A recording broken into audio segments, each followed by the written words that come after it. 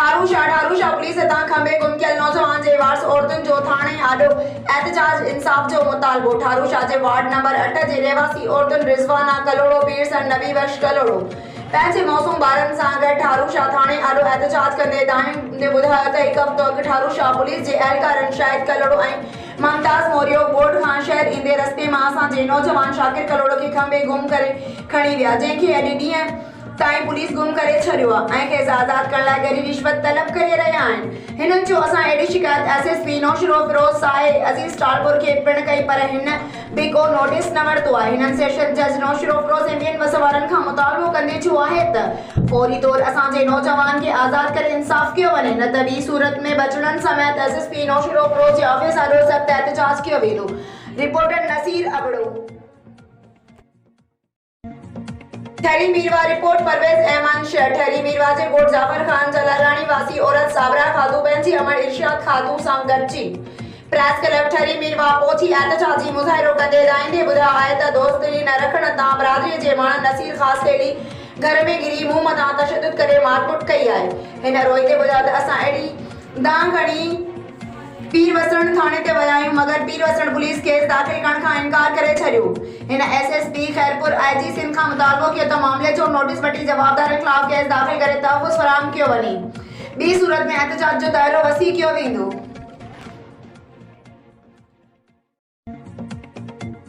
जुई reporter Ahmad Rodnani हक news जुई। रमज़ान मुबारक जो महीनो शुरू थींदे ई धंधे में मुनाफ़े खोरन हथरादू शहर में आम वाइपे जी शयुनि में वात करे छॾी। रहवासी परेशान, रोज़मर्रा जो आम वाइपे जी शयुनि जा अघ वधाया वञनि था। हथरादू महांगाई अवाम जी चेलचिबी करे छॾी आहे, तालुके इंतज़ामिया नोटिस वठी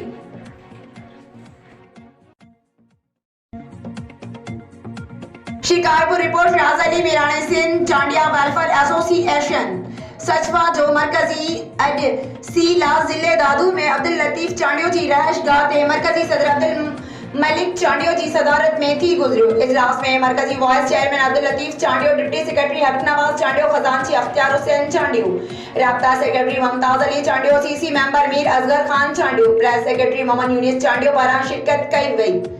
जॾहिं त सचवा मरकजी इजलास में सचवा शिकारपुर जो ज़िले सदर गुलशेर अहमद उर्फ लाहौती खान चांडियो, सचवा सखर जो सदर गुलजार अहमद चांडियो, अली हसन चांडियो, रजब अली चांडियो, मंसूर अहमद चांडियो ऐं ॿियनि पारां ख़ुसूसी शिरकत कई वई। मरकजी सदर अब्दुल मालिक चांडियो पारां मरकजी वाड़ी जे इजलास में ॻाल्हाईंदे चयो त सिंध जे मुख़्तलिफ़ ज़िलनि जो दौरो कयो वेंदो, मुख़्तलिफ़ ज़िलनि में रहंदड़ बिरादरी ॾांहुं पहुची खेनि यकीन ॾियारियो वेंदो त असीं हर वक़्तु अव्हां जे ॾुख सुख में गॾु आहियूं। असांजो मक़सदु पंहिंजे ॿारनि जी तालीम ॾियणु, बेरोज़गार नौजवाननि खे रोज़गार ॾियणु ऐं बिरादरी जी फलाह बहबूद लाइ मुनज़िम तरीक़े सां कमु करणु आहे, जंहिंमें अव्हां जो साथ ज़रूरी आहे।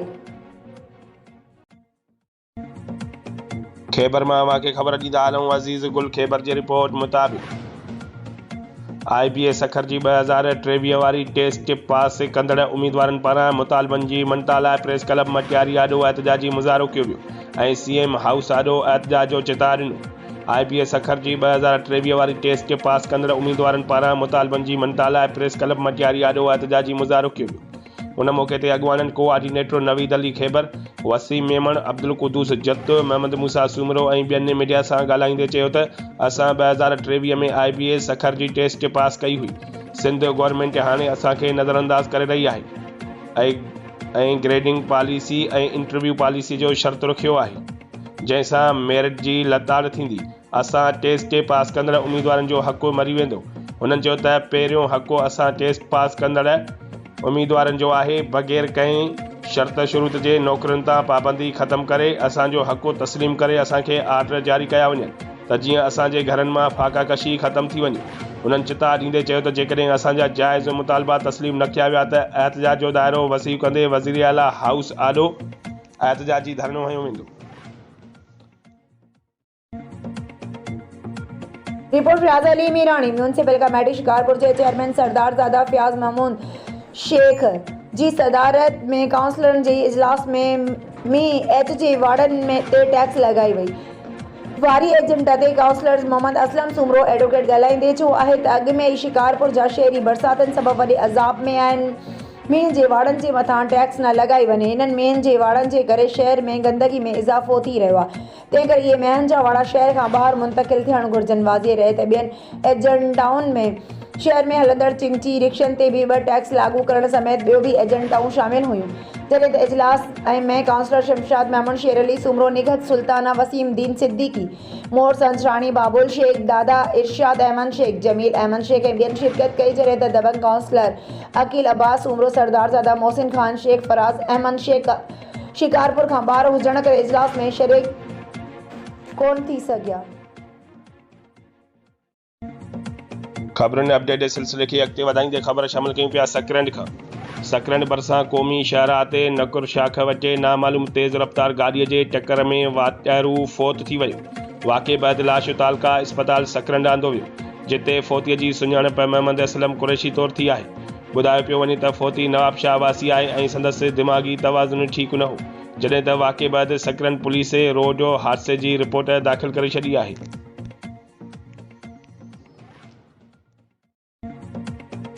रिपोर्ट रियाज़ अली मीरानी।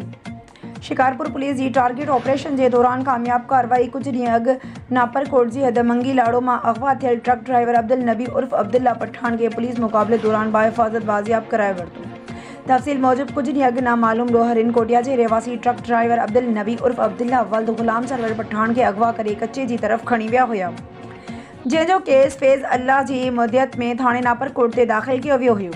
SSP शिकारपुर डॉक्टर मोहम्मद इमरान खान पारां SDPO खानपुर के अगवानी में IT स्टाफ समेत पुलिस ऑफिसरन ते मुश्तमिल स्पेशल टीम जोड़े छड़ी। पुलिस टीम केस ट्रेस करे मुख्तलिफ हंधन ते छापा हया। यरखमाली की मौजूदगी वारी इतला ते पुलिस बर वक्त कार्रवाई करे गड़ी तेगो कच्चे वारे इलाके में पुलिस मुकाबले दौरान मग़वी के बाजियाब करायो।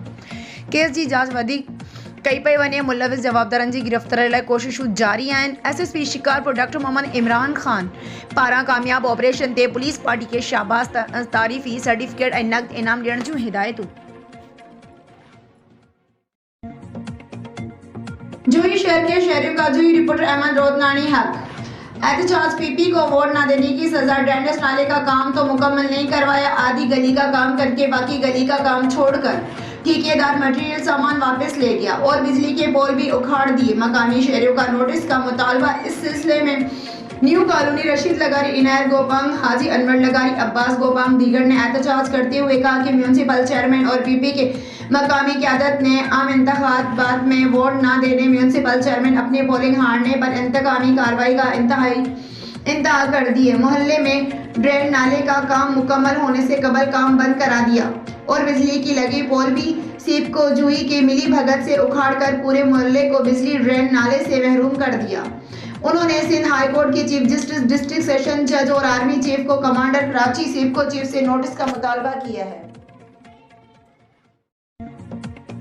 सिजावर report Imtiaz Memon. Deputy commissioner Abdul Wajid Shaikh ज़िले के समूरन वापारन दुकानदारन के सख्ती से हिदायत कई है तो वो रमज़ान मुबारक के बलारे महीने के एहतराम में रोज़मर्रा इस्तेमाल वाली शयूं ज़िले इंतजामिया पारां मुकर्रर कयल अघनि ते विकिरो करे पंहिंजे अखलाक़ी ऐं क़ानूनी ज़िम्मेवारियुनि खे यकीनी बणाइनि त जीअं अवाम खे इन मुक़दस ऐं बाबरकत महीने में महांगाई जे अज़ाब खां बचाए सघिजे। अहिड़ियूं हिदायतूं इन ज़रूरी शयुनि जे अघनि जी मुक़ररी ऐं क़ीमतुनि ते ज़ाब्तो आणण बाबति दरबार हाल में मुनक़द गॾजाणी जी सदारत कंदे ॾिनियूं। गॾजाणी में असिस्टेंट कमिश्नरनि, मुख़्तियार कारनि, टाउन ऑफिसरनि, पुलिस ब्यूरो ऑफ सप्लाई ऐं प्राइस मार्केट कमेटी, ख़ुराक यूटिलिटी स्टोर ऐं ॿियनि लाॻापियल ऑफिसरनि समेत दुकानदार ऐं वापारियुनि अॻवाननि शिरकत कई। उन मौक़े ते डिप्टी कमिश्नर अब्दुल वाजिद शेख चयो त नाजाइज़ मुनाफ़ेख़ोरी ऐं ज़ख़ीरा अंदोज़ी जी कंहिंखे बि इजाज़त न ॾिनी वेंदी।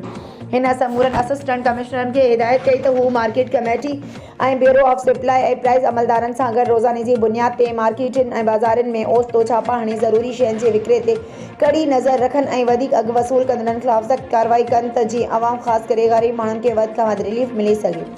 उन मौक़े ते वापारी अॻवाननि जी मुशावरत सां रोज़मर्रा इस्तेमाल वारी ज़रूरी शयुनि जा नवां अघ पिणु मुक़ररु कया विया।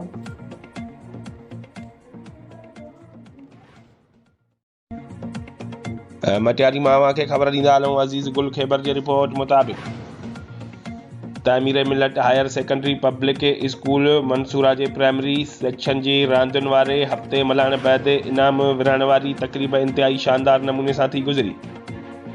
तक़रीब में प्रिंसिपल इफ्तिखार अहमद अंसारी, मोहम्मद दीन बलोच, प्रोफेसर अब्दुल सलाम कायम खानी, हाफिज एहसान भुट्टो, पीरल मेमन, महमद अफजल, आफ्ताब जमाली, मसिब भुट्टो, फुरकान भुट्टो, रफ़ीक डायरी, तंज़ील भुट्टो, मंजूर राजड़, सुएब भुट्टो ऐं ॿियनि ख़िताब कंदे चयो त रांदियूं सेहतमंद मुआशरे लाइ इंतिहाई ज़रूरी आहिनि। रांदियूं ज़हनी निशोनुमा सां गॾु जिस्मानी सेहतमंदीअ जो सबबु बणजनि थियूं। प्राइमरी लेवल खां वठी ॿारनि खे रांदियुनि ॾांहुं राग़िब करणु बहितरीन अमल आहे। ॿारनि खे घुर्जे त तइलीम सां गॾोगॾु रांदियुनि में भरपूर हिसो वठी मुल्क ऐं क़ौम जो नालो रोशन कनि। तक़रीब में ॿारनि जे वालिदैन बि वॾे तइदाद में शिरकत कई। आख़िर में रांदियुनि में बहितरीन कारकर्दगी ॾेखारण ऐं सालियाना इम्तिहान में पोज़ीशन खणण ते ॿारनि में ट्रॉफियूं, तमगा ऐं ॿिया इनाम तक़सीम किया विया।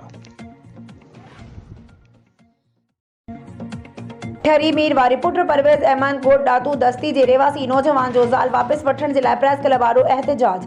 ज़ाल वापस ॾियारियो। कोट दातू दस्ती जो रेवासी नौजवान प्रेस क्लब ठरी मीर वा पोतो मुंहिंजी ज़ाल खे साहुरा रहण लाइ वठी विया, जंहिंखे कारा इल्ज़ाम में क़त्ल करणु चाहिनि था। मुंहिंजी ज़ाल कारी नाहे। मुंहिंजो सहुरो फैज़ मोहम्मद ऐं सालो मोहम्मद परियल दस्ती ॾंड वठण जे लाइ मुंहिंजी घरवारी ते करे इल्ज़ाम ॾिनो आहे। मूंखे पंहिंजे घरवारी मां 2 ॿार आहिनि, जिन खे ॾाढ सां मुंहिंजा सहारे जा पाण वटि रहायूं वेठा आहिनि। मुंहिंजे साहुरनि मुंहिंजी घरवारीअ खे क़त्ल करण लाइ घुटा पिण ॾिना आहिनि। नौजवान पारां SSP ख़ैरपुर ऐं DIG सखर खां मुतालबो कयो आहे मुंहिंजे साहुरनि ख़िलाफ़ क़ानूनी क़दम खणी मूंखे पंहिंजी ज़ाल वापसि ॾियारी वञे।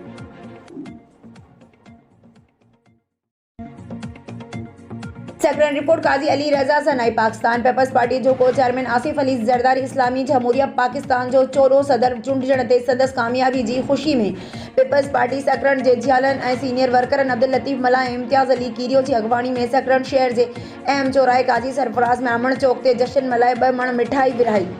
जश्न में PPA जा केतिराई वर्कर शरीक हुआ। उन मौक़े ते अब्दुल लतीफ़ मला इम्तियाज़ कीरियो अलॻि ॻाल्हाईंदे चयो त आसिफ अली ज़रदारी जो अक्सरियत राय सां मुल्क जो सदर चूंडजण पाकिस्तान पीपल्स पार्टी जी फतह आहे। हिननि चयो त पीपल्स पार्टी जमहूरियत ते यकीन रखे थी। असांखे उमेद आहे आसिफ अली ज़रदारी जे सदर थियण खां पोइ मुल्क तरक़ीअ जी राह ते गमज़न थींदो। उन मौक़े ते अता मोहम्मद सियाल, रोशन मक्सी, अज़म रिद, मुमताज़ मला, सदर कीरियो, हाजी पीर बख्श कीरियो, अल्लाह बचायो भट्टी, मोहम्मद उमर उमरानी, मंजूर लगारी, मंठाड़ लाखो, इमरान कीरियो, सरकार मक्सी, नईम अंसारी, दाऊद सोलंकी, लतीफ़ लगारी, सैयद एहसान अली शाह, काशिफ रज़ा सियाल ऐं ॿिया वर्कर पिण मौजूदु हुआ, जिन हिक ॿिए खे भाकुर पाए आसिफ अली ज़रदारी जो ॿियो भेरो सदर चूंडजण ते मुबारकूं ॾिनियूं। मटियारी रिपोर्ट अज़ीज़ गुल ख़ैबर मटियारी वेझो ॻोठ पीर बिलावली में बागड़ी बिरादरीअ जे घरनि खे बाहियूं ॾेई साण ख़िलाफ़ बागड़ी बिरादरीअ जे औरतुनि ऐं मर्दनि जो प्रेस क्लब अॻियां एहतजाज।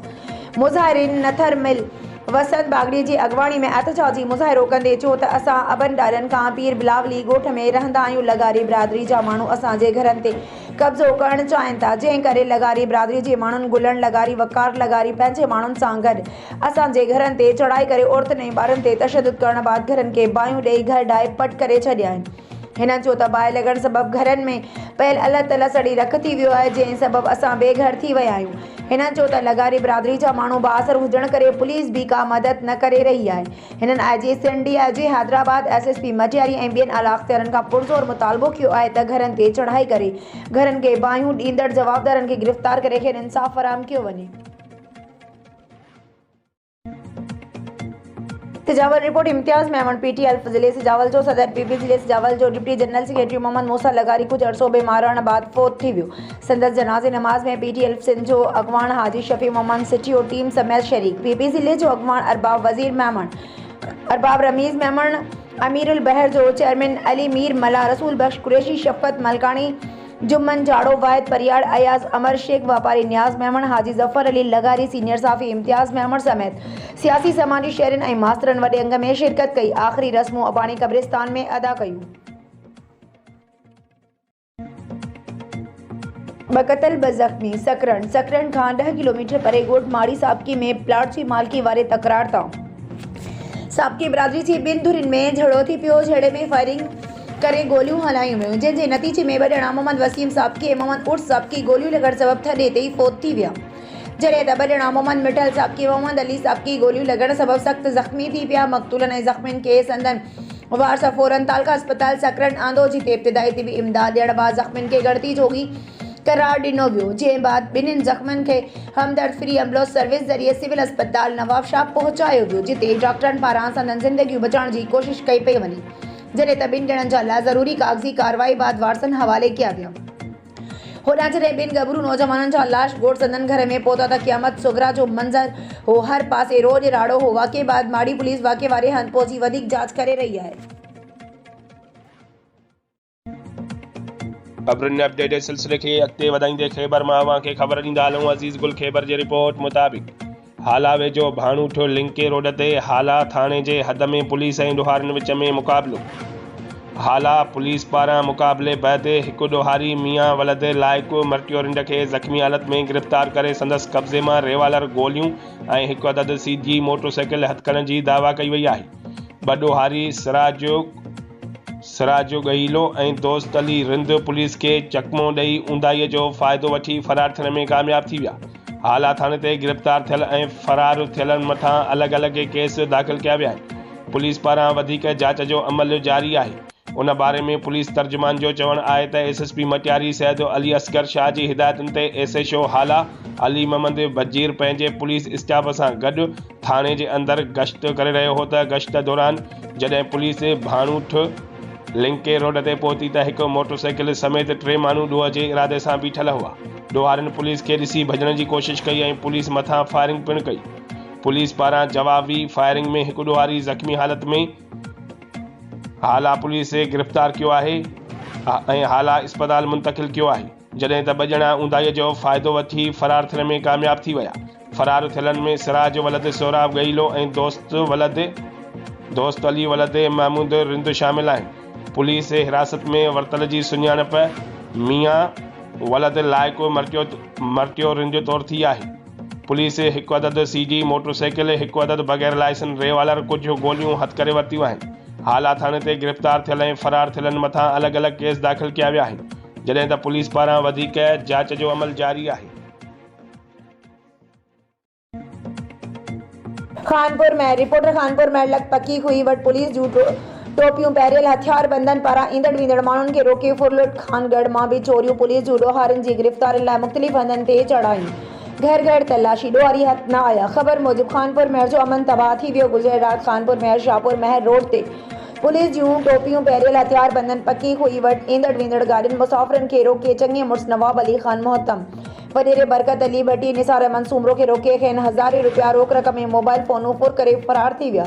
ॿिए तरफ़ नामालूम चोर खानगढ़ गुलाम महर ऐं अलादीनो मलिक जे घरनि में गिरी बकरियूं चोरी करे फ़रार थी विया। होॾां अहमदाबाद में नामालूम हथियार बंद पिताफ़ी धुर जे घरनि में गिरी चोरीअ जी कोशिश कई। ॻोठाणा सुजाॻ थियण बाद चोरनि ऐं भाॻियनि में फायरिंग जी ॾे वठि थी, बाद चोर फ़रार थी विया। चोरी ऐं फुर्जी वारदातुनि बाद एसएचओ खानपुर महर यासीन सोलंकीअ जी अॻवानी में मुख़्तलिफ़ थाणनि जी पुलिस बख़्तर साण करे 4 पुलिस मोबाइलनि में सवार थी पोज़ी आॾो, सईदाबाद अॾो, साजन अॾो, ठोड़ी मोरी ऐं ॿियनि इलाइक़नि में ॾोहारनि जी गिरफ़्तारी लाइ चढ़ायूं कयूं ऐं घर घर तलाशी वरिती, पर पुलिस खे ॾोहारी हथ न अची सघिया। खानपुर महर ऐं भरपासे जे इलाइक़नि में चोरी ऐं फुर्जी वारदातुनि सबबि शहरी तोड़े ॻोठाणनि में ख़ौफ़ पकिड़िजी वियो। होॾां राब्तो करण ते एसएचओ खानपुर महर यासीन सोलंकी जो चवणु आहे त ॾोहारनि जी गिरफ़्तारी लाइ खानपुर महर पुलिस मुख़्तलिफ़ इलाइक़नि में कार्रवाई कयूं आहिनि। जेके ॾोहारी फ़रार थी विया आहिनि, जॾहिं त कुझु शकी माण्हुनि खे हिरासत में वरितो वियो आहे, जिन खां जांच कई पई वञे।